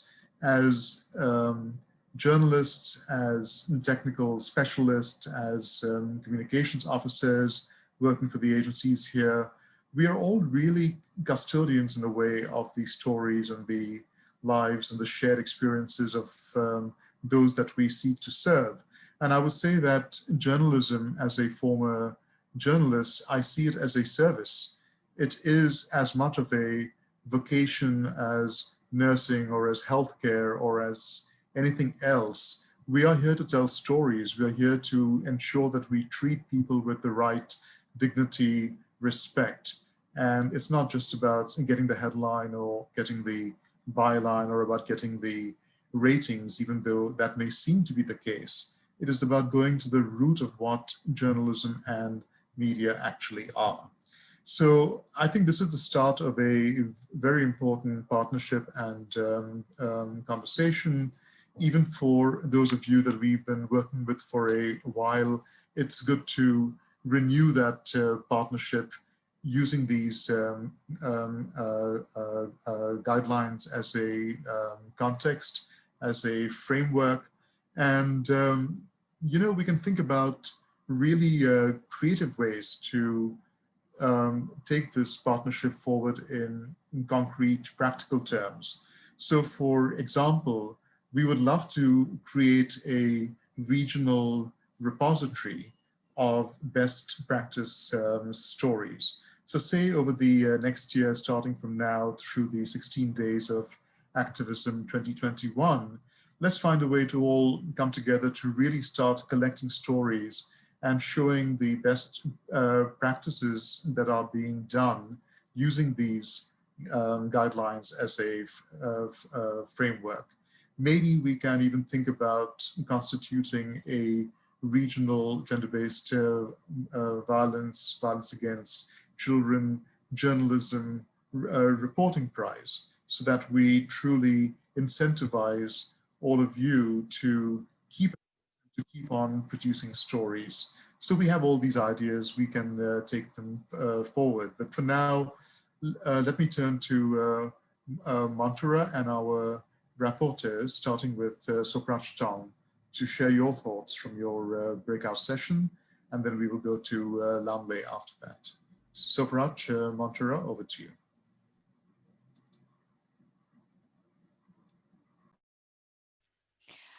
Yesterday, as we were rehearsing, thank you so much, Roy, as we were rehearsing, you know, on our flow run of show, Roy and I came up with a crazy idea of actually running a media awards, you know, keeping our eyes closed on the journalists that we're talking today, and as well as whom we will be working together on gender responsive reporting from this point onwards. And perhaps, you know, we look into the collections of journalist members and allies in print media, broadcast, bloggers, youth advocates even, to closely look into how the guidelines has shaped the new way of reporting.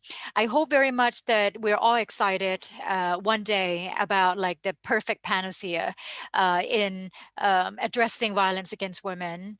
It's like as we were so excited to hear about the first 2 vaccinations of the 2 COVID patients, I mean the 2 COVID, the nurse as of yesterday in the US and the elderly member in the society in the UK. We hope to be able to find that kind of excitement, the new solution to a new way, a new fashion of reporting on violence against women, where journalists is taking the helm of hold themselves accountable to that and challenged the way that the society had perceived and how the patriarchal society should be challenged.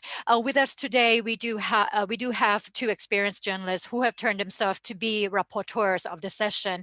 Could I please invite Soprach Tong to capture and inform us of what had been discussed in his rooms in both sessions, and after that, the floor will be given to Lamle. Over to you, Soprach. So thank you very much. Sorry, the kid behind me. I work at home. So this is in the room session.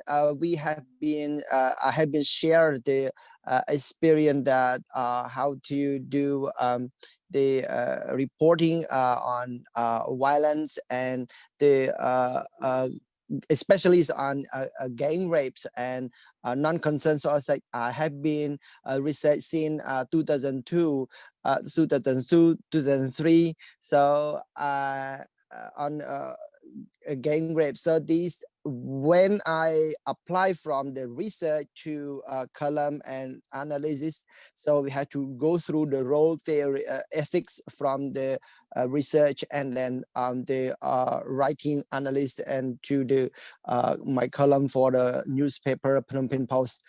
And for the non-consensual sex also is one part of the series on the Valentine's Day in Cambodia. Is a big break on the 10 years ago is happened. I did research both qualitative and quantitative, and we try to measure, I try to encourage them to change their behaviors, not just accuse them as the social media or the public people. So in this case, they we try to write down smoothly, and then we try to reflection on the theory of the violence against women.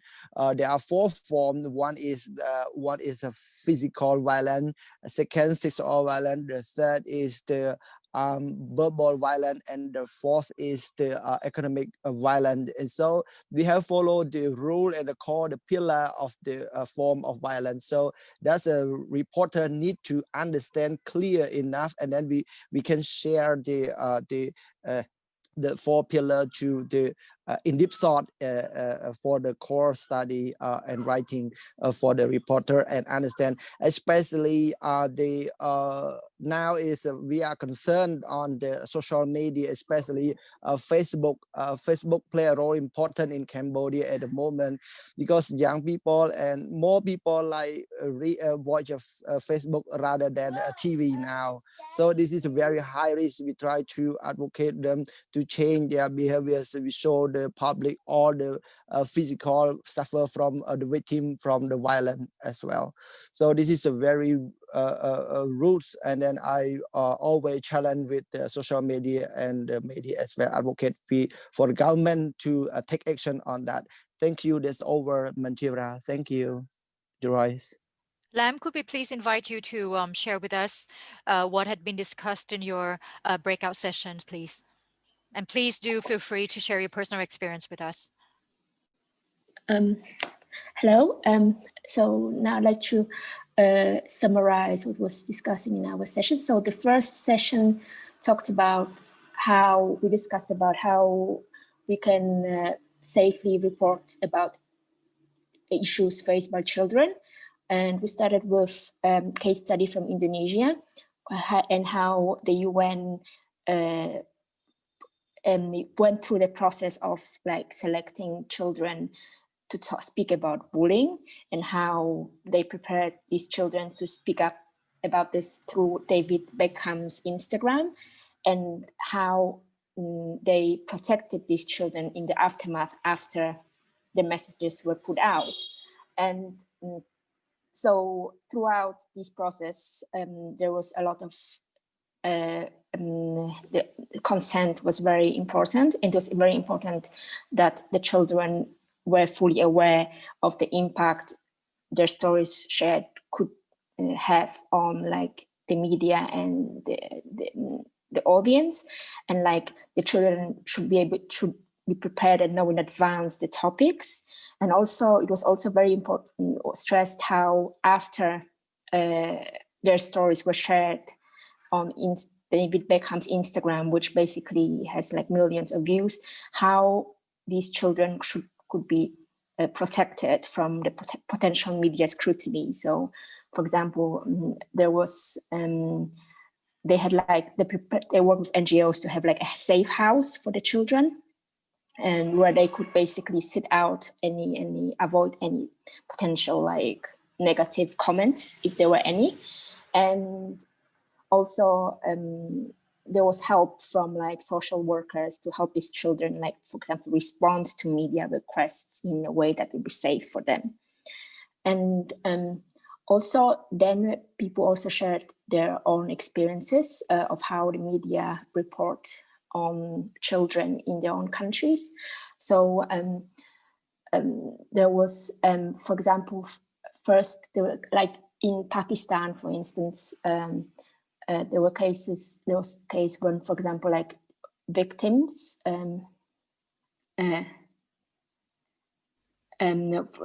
identity was revealed. A child rape victim identity was revealed on TV, and that basically caused a lot of trouble for the family. And in this way, the media can be a burden for the survivors. And also sometimes when it could be cases where like the journalist is responsible and concealed like the names and identities and location of the survivors, but then the editors, through the editing process, they would add some like details that should have been taken away. So how do we deal with editors in such cases? And also thank you, Lam. Thank you. Yeah. Thank you so much. Thank you so much, Lam, for sharing with us practical experiences from journalists in the other room where we didn't hear. It was great to have you reporting and reporting back, and we really appreciated your participation. So thank you dearly. Now we a little bit behind time, just about 4 or 5 minutes. Roy, my dear colleagues, and if we would like to close this sessions by inviting Melissa to bid farewell to all journalists and extend our appreciations to all facilitators as well as to rapporteurs and all participants in this room. Melissa, the floor is yours. Thank you so much, Montira, and to all of you who've been part of the conversation today. We're really grateful for everyone's commitment to have this conversation and to provide feedback related to these guidelines and just some of the key issues that so many of us are facing. And it's really, I think, validating to hear that many of us are facing so many of these similar issues. So out of the discussions today, you really raised some important angles that many of us are turning to try to make this work a little bit better, to make it a bit safer, to make, survivors feel more comfortable, to be able to engage with communications and media experts to try to tell their stories. And so you talked today about doing deeper reporting on some of the issues. One of our rapporteurs, Mr. Soprak Tong, talked about, doing actually some deeper research to try to understand these issues better. And, we see that it's really important to frame violence as a larger social issue and to understand what are the dynamics that really try to, that support it, that allow it to grow, that allow it to continue, that allow it to repeat over generations. And within families, people who grow up in violent situations often end up in violent relationships or to have repeated episodes of violence. Want to understand why that happens and what are the societal sort of elements that might allow that to happen. So that was a really important contribution that you made. And we want to be able to look at violence not just as a single episode that happens, between people, but to understand what are the bigger issues that are kind of prompting that violence and how can we kind of work backwards to prevent violence from happening.